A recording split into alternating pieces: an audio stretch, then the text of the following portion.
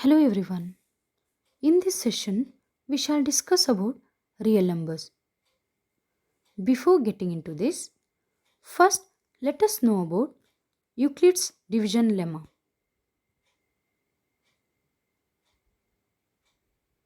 It states that given positive integers a and b, there exist unique integers q and r satisfying a is equal to b into q plus r with the condition that 0 less than or equal to r less than b.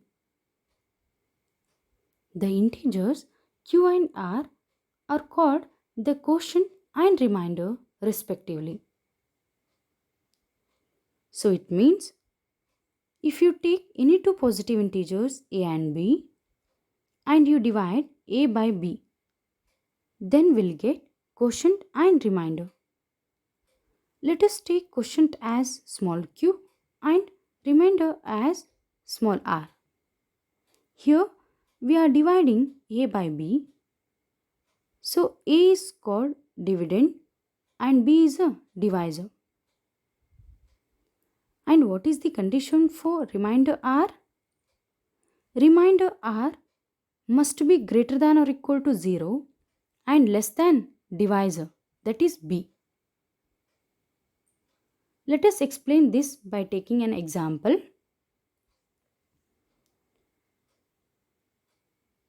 Let us take a as a 16 and b as a 3. Then divide 16 by 3. We will get quotient q as a 5 and remainder as a 1.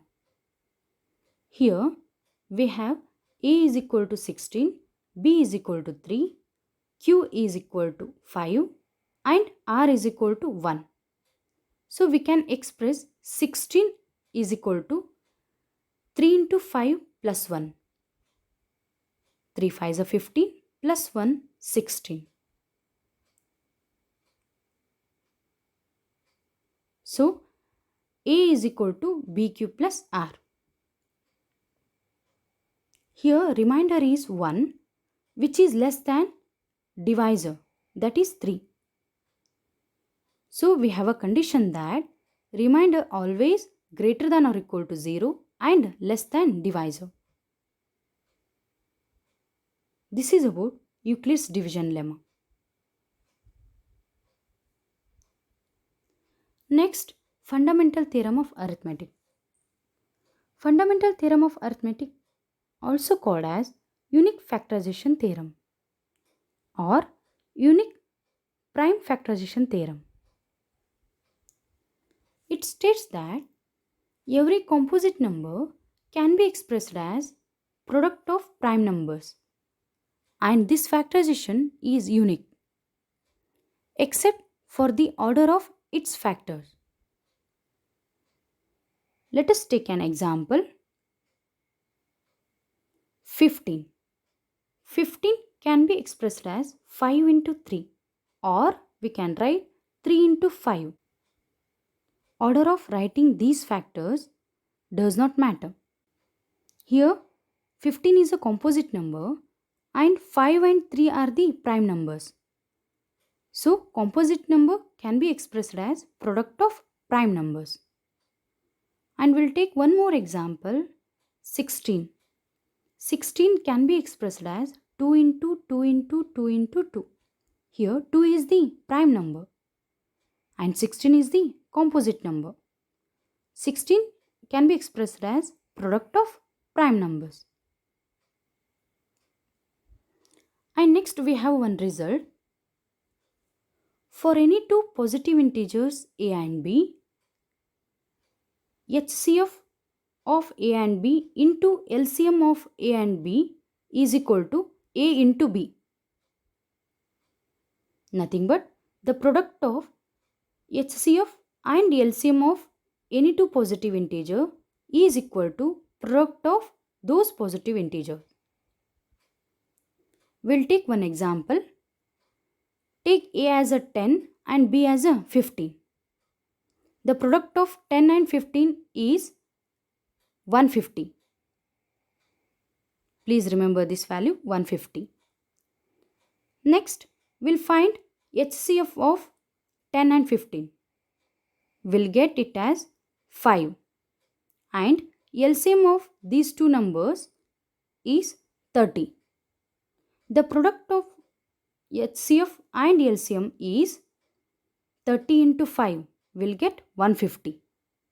Therefore, we'll get HCF into LCM is equal to A into B. When we will use this formula? If we know HCF of two known numbers, then we can easily find LCM of those two numbers. Next we have real numbers. All rational numbers and irrational numbers together we can call real numbers. These real numbers includes all rational numbers, irrational numbers, natural numbers, whole numbers, integers. First, we have to know about rational numbers and irrational numbers. First, we'll move to rational numbers. What do you mean by rational numbers? Rational numbers are the numbers that can be expressed in the form of P by Q, where P and Q are the integers and the denominator Q is not equal to 0. Examples for rational numbers are all natural numbers and whole numbers, integers are all rational numbers.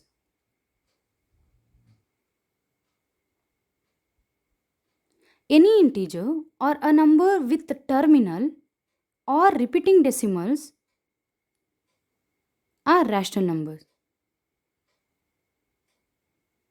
Any number with terminal is like 5 by 8. That is equal to 0.625. Here decimals are ended. And example for number repeating decimals is 1 by 3. 1 by 3 is equal to 0.33333 and so on.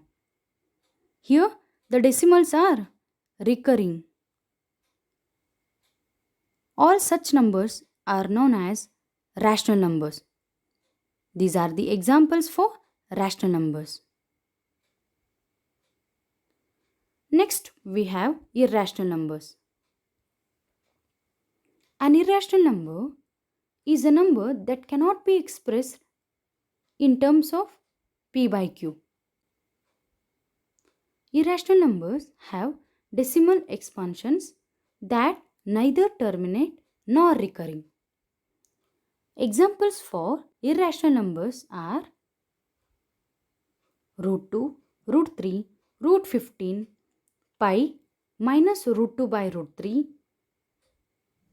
and 0.1011011 and so on.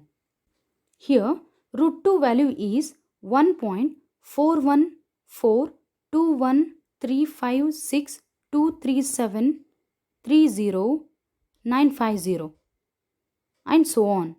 It has decimal expansion that neither terminate nor recurring. So root 2 is a irrational number. Similarly for root 3, root 15, pi and so on.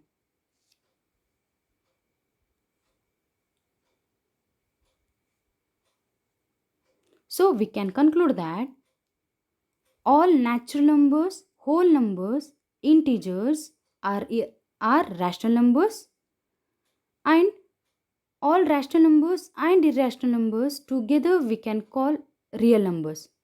Therefore, real numbers includes rational numbers, irrational numbers, integers, whole numbers, natural numbers. So this is all about real numbers.